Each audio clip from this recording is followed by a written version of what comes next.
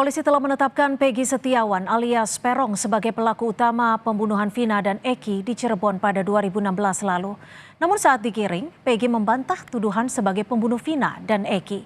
Bagaimana perkembangan kasus ini? Telah bergabung bersama kami Ketua Harian Kompolnas Beni Mamoto dan pakar hukum pidana Prof. Hipnu Nugroho. Selamat petang Pak Beni, Prof. Hipnu, terima kasih sudah bergabung bersama kami di Kompas Petang. Selamat petang, Prof. Baik, saya ke Pak Beni terlebih dahulu. Pak Beni, adakah update terbaru yang diterima Kompolnas usai polisi menggelar konferensi pers? Karena tadi juga ada yang menjadi sorotan ketika Peggy mengklaim, membantah bahwa dirinya adalah pelaku dari pembunuhan Vina dan Eki. Ya, jadi dari Kompolnas sendiri akan mengawal terus. Minggu depan nanti akan berkunjung ke Polda Jabar untuk nanti menerima paparan secara lengkap.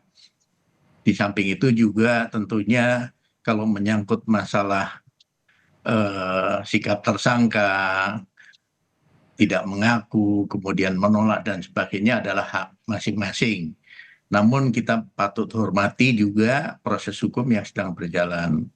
Di tengah masyarakat menuntut penanganan kasus ini agar segera tuntas dan diharapkan penanganannya secara profesional, maka kami melihat bahwa penanganan kasus ini cukup intensif ya. Sejak mulai viral sampai sekarang intensif sekali, dan memang upaya untuk menggugat pra-peradilan adalah satu langkah yang tepat. Karena apa? Di forum itulah akan diuji. Pertama, Oke, tapi sebelum kita ke pra-peradilan Pak Beni, dari Kompolnas sendiri ikut mengawasi tidak dari proses pemburuan hingga penangkapan hingga saat ini penetapan sebagai tersangka? Jadi kami mempercayakan penuh kalau proses pemburuan tentunya kami tidak mengikuti. Biasanya kami diawali dengan meminta klarifikasi, sudah dapat informasi, kemudian kami update progresnya, dan nanti kalau sudah dinilai lengkap, kami diundang untuk gelar perkara bersama. Kemudian nanti kalau ada pra-peradilan kami hadir, kalau ada rekonstruksi kami juga hadir, sampai dengan nanti berkas ini mulai bergulir di pengadilan.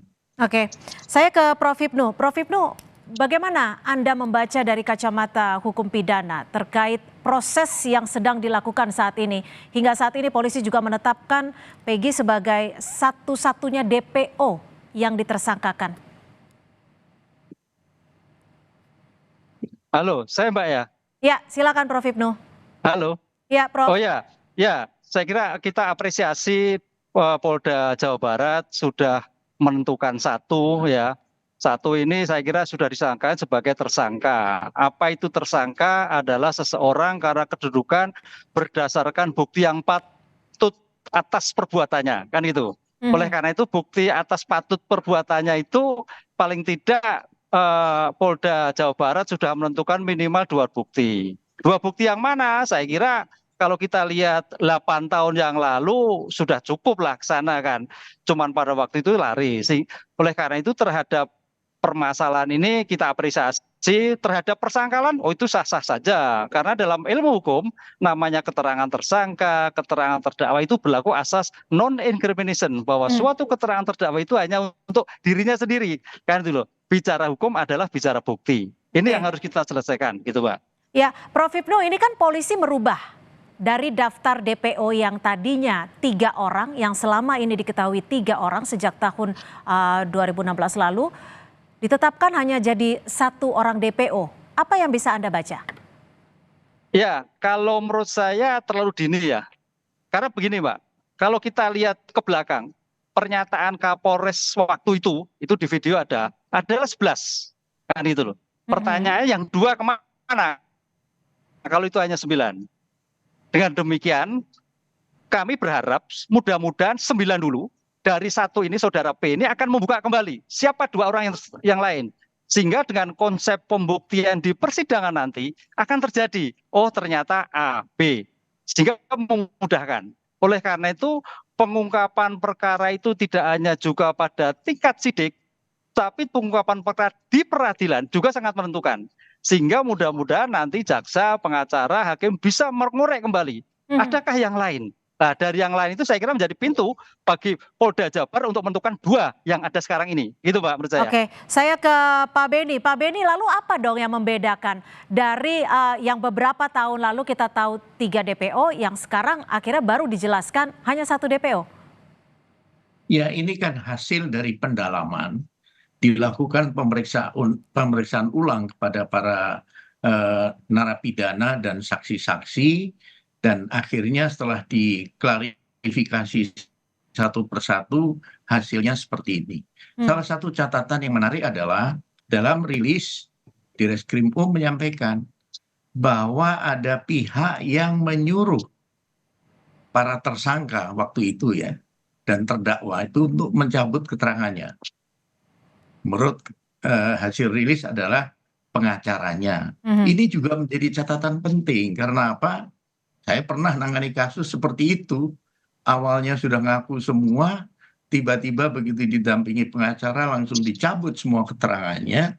Tapi untung saya punya bukti DNA yang menghubungkan antara barang bukti dengan DNA pelaku, sehingga hakim tetap memutus dia salah. Tapi begini Pak Beni, apa yang bisa dilihat ketika konsistensi dari penyidik Polda Jawa Barat yang berlaku beberapa tahun lalu hingga saat ini akhirnya merubah jumlah DPO? Saya pernah sampaikan sebelumnya bahwa kelemahan saat awal penanganan ini adalah ketika membuat DPO tidak menyertakan juga sketsa wajah para DPO yang bisa didengar dari para saksi. Karena sketsa wajah tidak dibuat, ingat kasus bom Bali Amrozi itu pertama diawali dengan sketsa wajah dan ternyata mirip dengan pelakunya. Nah, kemudian kalau sudah ada sketsa wajah dan diedarkan, maka publik akan berpartisipasi ikut mencari. Ini kan tidak. Kemudian akhirnya terjadi perdebatan sekarang. Peggy tinggal bukan di sana, Peggy tinggal di sini dan sebagainya.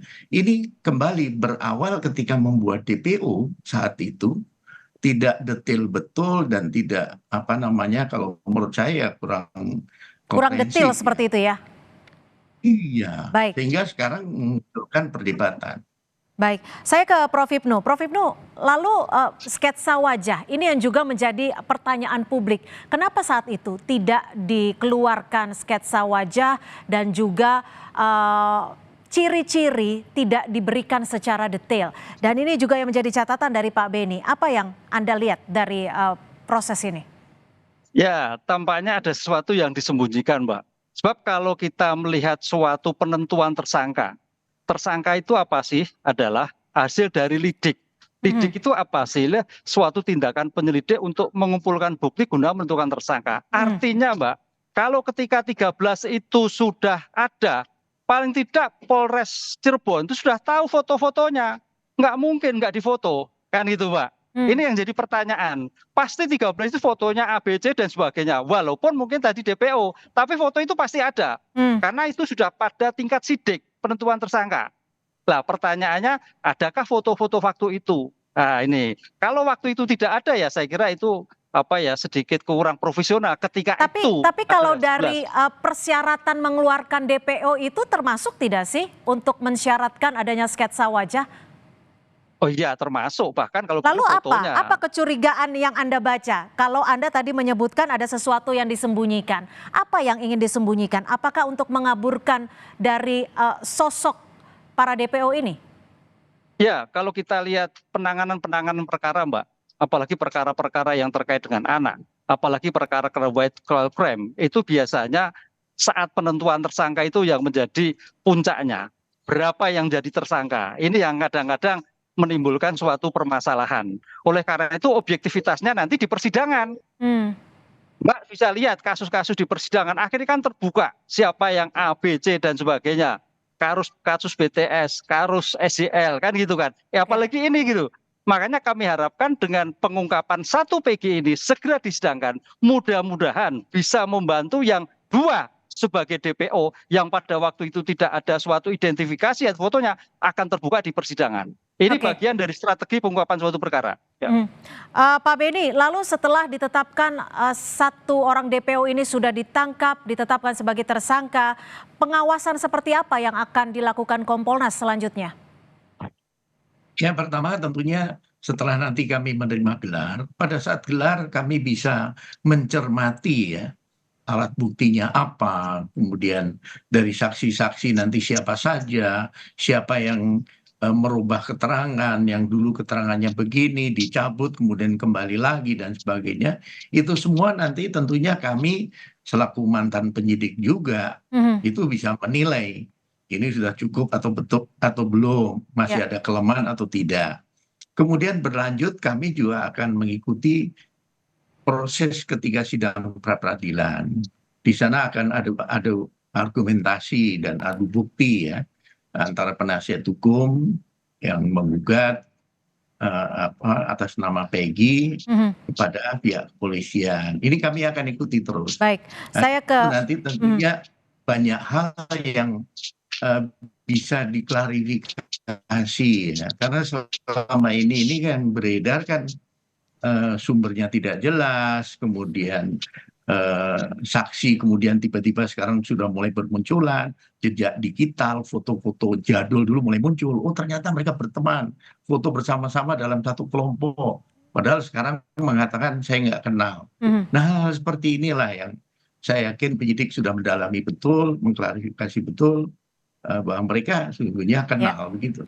Baik, Prof. Hipnu, lalu pihak keluarga dari Peggy akan mengajukan pra peradilan dan keluarga saat ini mengklaim bahwa saat peristiwa pembunuhan terjadi, Peggy tidak berada di Cirebon, namun berada di Bandung.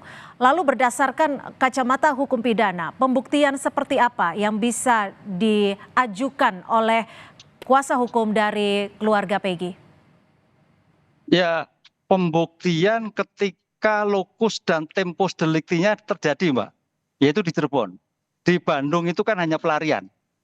Hanya pelarian. Oleh karena itu, pengungkapan bukti-bukti yang disampaikan itu masih berkaca pada 8 tahun yang lalu. Kan gitu.